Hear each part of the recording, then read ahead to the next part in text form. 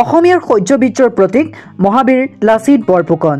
লাচিত বৰফুকনৰ স্মৃতি চিৰযুগমীয়া কৰি তুলিবৰ বাবে যোৰহাটৰ মেলেং হোলোংপাৰস্থিত লাচিত মৈদামত বীৰগৰাকীৰ ১২৫ ফুট দৈৰ্ঘ্যৰ ব্যঞ্জৰ প্ৰতিমূৰ্তি ৯ মাৰ্চত দেশৰ প্ৰধানমন্ত্ৰী নৰেন্দ্ৰ মোদীয়ে দেশবাসীৰ বাবে উৎসৰ্গা কৰিছে।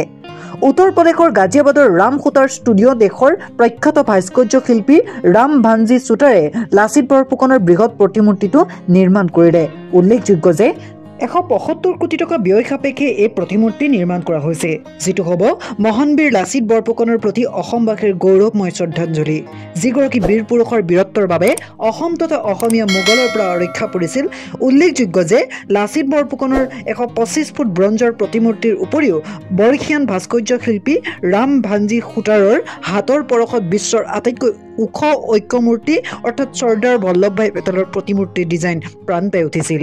গুজৰাটৰ নৰ্মদা নদীৰ চৰ্দাৰ সৰোবৰ ব্ৰাহ্ম ওচৰত ষ্টেটু অফ ইউনিটি তথা চৰ্দাৰ বল্লভভাই পেটেলৰ ১৮২ মিটাৰ ওখ প্ৰতিমূৰ্তি আছে।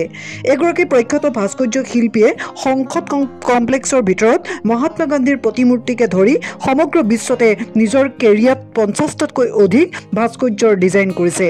ভাস্কৰ্য ক্ষেত্ৰখনলৈ আগবঢ়োৱা অৱদানৰ বাবে ভাৰত চৰকাৰে তেওঁক ১৯৯৯ চনত পদ্মশ্ৰী, ২০১৬ চনত পদ্মবিভূষণ সন্মান প্ৰদান কৰিছিল।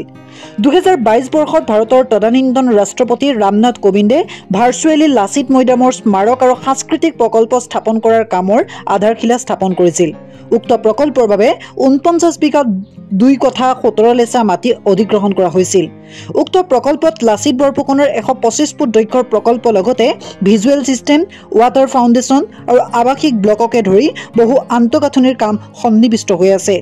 তাৎপৰ্যপূৰ্ণ যে লাচিত বৰফুকনক দেশ তথা বিশ্বৰ দৰবাৰত প্ৰতিষ্ঠা কৰাৰ বাবে অসম চৰকাৰে মহান বীৰ লাচিত বৰফুকনৰ ৪০০ বছৰীয়া জন্মজয়ন্তী নতুন দিল্লীত অনুষ্ঠিত কৰিছিল।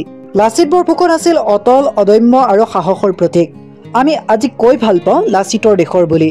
আমাৰ গাত লাচিতৰ ৰক্ত প্ৰবাহিত। লাচিত বৰফুকনৰ বাবেই শক্তিশালী মোগলক আহোমে পৰাস্ত কৰি এই অঞ্চলটোৰ স্বাধীনতা ৰক্ষা হৈছিল। ৰাণা প্ৰতাপ, ছত্ৰপতি শিৱাজীতকৈ কোনো গুণে কম নাছিল লাচিত বৰফুকন। এই তিনিও বীৰৰ মাজত থকা গুৰুত্বপূৰ্ণ মিলটো হ'ল সেই সময়ত আগ্ৰাসী মোগলক তিনিওজনে বীৰে বাধা দিছিল। ৰাণা প্ৰতাপ বা ছত্ৰপতি শিৱাজীৰ নাম যিধৰণে সগৌৰৱে উচ্চাৰিত হয়, লাচিত বৰফুকনৰ বীৰত্ব আৰু বিক্ৰমৰ কাহিনী যেন একেদৰে প্ৰচাৰ আৰু চৰ্চা হোৱা নাই। লাচিত বৰফুকন অসম আৰু অসমীয়াৰ হৃদয়ত আছে। লাচিত এক সত্তা হৈ আমাৰ সাহস আৰু বীৰত্বৰ প্ৰতীক হৈ উজ্বলি আছে যদিও লাচিত বৰফুকনক লৈ ঐতিহাসিক সমলৰ আধাৰত এতিয়াও উপযুক্ত গৱেষণা হোৱা নাই। মহেশ্বৰ নেওগে Lachit Borphukan the Victor of the battle of Saraighat নামৰ এখন গ্ৰন্থত লাচিত বৰফুকনৰ বিষয়ে বহু কথা লিখিছিল, কিন্তু সেয়াই যথেষ্ট নাছিল। একেদৰে সূৰ্য কুমাৰ ভূঞাই লাচিত বৰফুকনৰ জীৱনীত আন কিছু কথা উল্লেখ কৰিছে। দেশতকৈ মোমাই ডাঙৰ নহয়, এই বাক্যশাৰী এতিয়াও অসমীয়াৰ বাবে শ্ৰেষ্ঠ বাক্য। কেৱল শৰাইঘাটৰ যুদ্ধ জিকাতে লাচিত বৰফুকন নামৰ বীৰজনৰ প্ৰাসংগিকতা অন্ত নপৰে। এইগৰাকী বীৰ পুৰুষৰ কাহিনী, সাহস আৰু বীৰত্বৰ কথা সমগ্ৰ দেশেই জনা উচিত। আজি ভাৰতীয় সেনাৰ বাবেও অদম্য সাহসৰ বীৰত্বৰ প্ৰতীক হৈ উজ্বলি আছে লাচিত বৰফুকন। শংকৰদেৱ, কামাখ্যা, কাজিৰঙাৰ দৰে লাচিত বৰফুকনো আমাৰ পৰিচয়ৰ বাহক হ'ব পাৰে। কৰ্মস্পৃহা তথা সাহসী আছিল লাচিত বৰফুকনৰ উত্থানৰ মূল কাৰণ। কামত গাফিলতি কৰাৰ বাবে লাচিত বৰফুকনে নিজৰ মোমায়েকক শিৰচ্ছেদ কৰিছিল। তেওঁ কৈছিল, দেশতকৈ মোমাই কেতিয়াও ডাঙৰ নহয়। মোগলৰ লগত অকলে যুঁজিবলৈও সাজু আছিল।